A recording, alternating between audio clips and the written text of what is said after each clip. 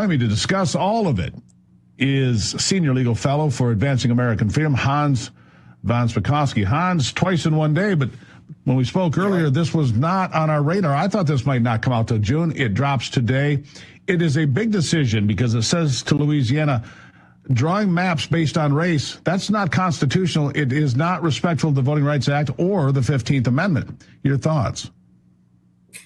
Well, yeah, the hysteria by the left is just astonishing. Look, what the Supreme Court did is they actually reaffirmed Section 2 of the Voting Rights Act. This is the law that bans racial discrimination in voting. But what they said was you have to prove intentional racial discrimination before you can ask for a remedy that, for example, would use race to draw up a congressional district. And it's just astonishing to me that the critics are complaining that you actually have to prove that racial discrimination has occurred before you can apply Section 2. The other big thing about this, Steve, is that the court said, look, if you're going to bring in a history of discrimination to prove racial discrimination, it has to be based on current conditions.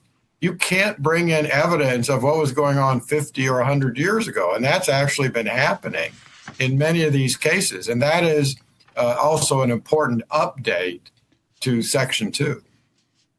Yeah, no, this is a big deal. I've been talking about this case for months because I felt for a long time it would be a 6-3 decision. I was right on that. I think a lot of us thought that's how the case would go. But look, this reaches far beyond Louisiana to Mississippi, Alabama, Georgia, Tennessee. Now, I don't believe all those states are going to run out and redraw their maps before the midterms, but some might. Florida today passed its map. That will add 4 seats. I mean, the redistricting battles that the Democrats thought that they would run over the Republicans, not turning out so well for them. Maybe that's why they're in full-blown hysteria today.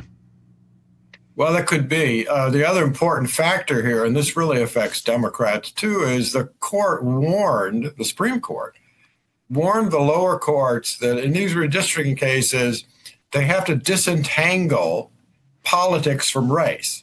And the reason that's important is that Democrats who have been complaining about partisan gerrymandering have tried to reshape those complaints into saying, oh, it wasn't partisan gerrymandering going on. It was really racial gerrymandering, and therefore there was a violation of Section 2 of the Voting Rights Act. And too many lower federal judges have bought that argument, and instead they've now got to separate, well, was the real reason for a particular plan, was it because of the politics of the voters as opposed to their race? That's a very, very important factor because Democrats have been using race to draw lines now for a long time, claiming they can do it under Section 2 of the Voting Rights Act. Yeah, one of the arguments that they have made is that black voters, for example, vote predominantly for Democrats and white voters vote predominantly for Republican. I don't know if that's so true anymore. And again, you say you can't go back 50 or 100 years and compare it. But that's part of the argument. And so when you say you can't do that unless you can prove there's disparity or something that's going on that should not happen, it throws it out. Look, I don't know how many seats this affects. I've read as many as 12, 15, some people saying 19 seats could be impacted by this. It will now be in play that were not before.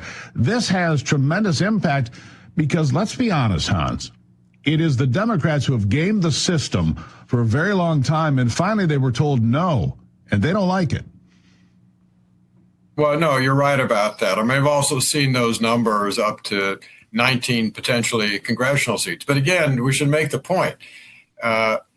You don't have to have this kind of racial redistricting, for example, for Black Americans to get elected for Congress.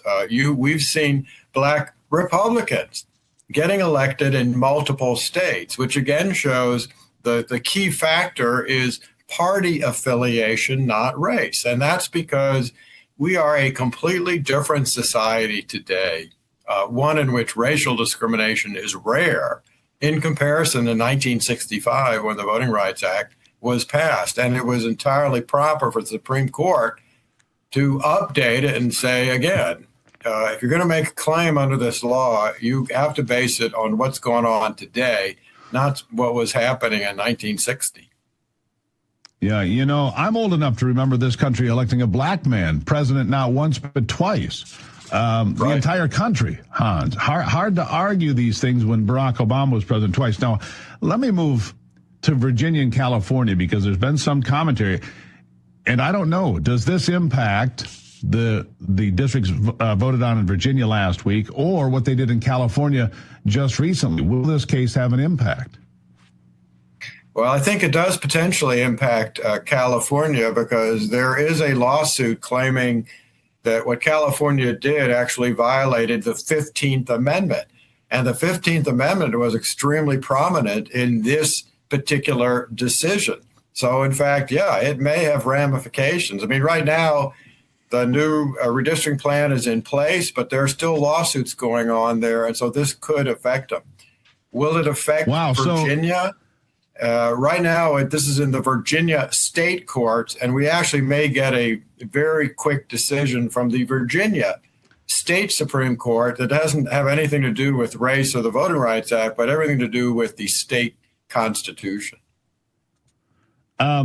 Let me stay with California for a second, because California would have added a number of Democrat seats. If that gets nullified, and Virginia gets nullified, and Texas picks up 5, and Florida picks up 4, and Louisiana, I don't know if they're going to change anything before the election. Their early voting starts Saturday, I believe.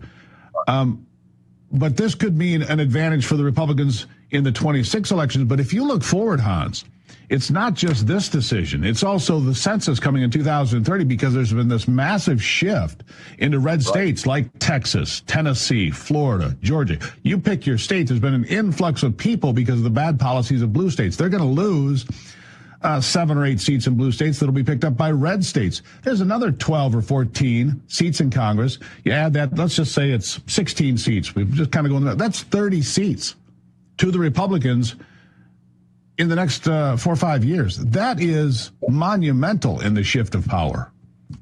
No, it is. And remember that movement and the change in the number of seats, the increase, the number of seats red states will have in the House of Representatives will also affect the next, not the 28, but the 32 presidential election. Because remember, the number of members of the House that you have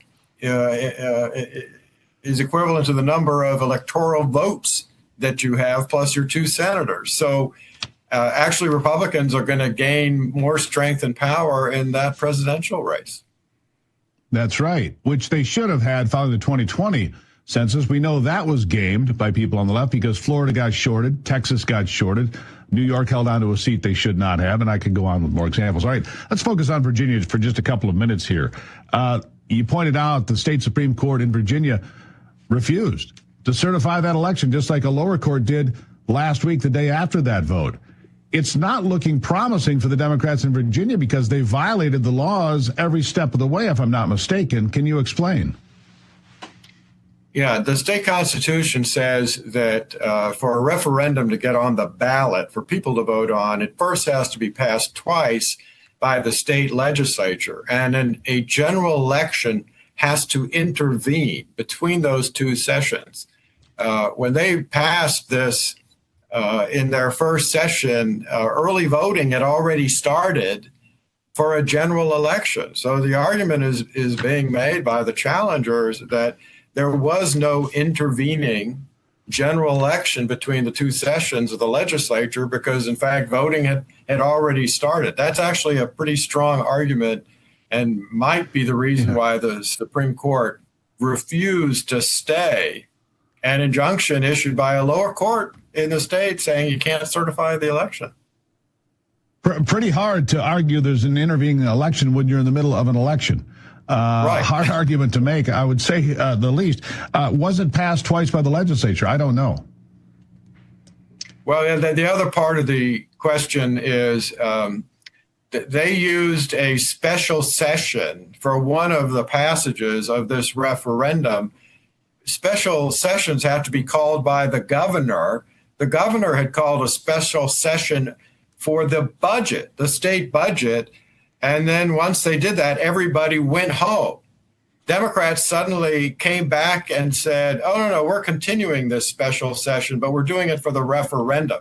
So the other big issue is whether they could do that or whether that special session called by the governor just for the budget had properly ended. Hans, I've said something for a number of years, and I'd like you to weigh in on this. I have said for a number of years, Democrats figure out first how to game the system, right? They did that in Florida for a number of years, but when they cleaned it up after the 2000 election, Florida suddenly became not a swing state anymore, but a red state. Other states have followed suit and become red states like Ohio. It seems to me Democrats rig the system first, but when Republicans figure out how to play the game, they always come back and win. That looks like what has happened here. I'll give you the last word. Oh, I agree. That's the reason Democrats oppose any and all election reforms that are intended to increase the security and integrity of the election process. Yeah, because Republicans, once they figure out how to play the game as set up by the Democrats, we do pretty well. Big decision, Hans. Really appreciate you sorting it out with us. Thanks for having me.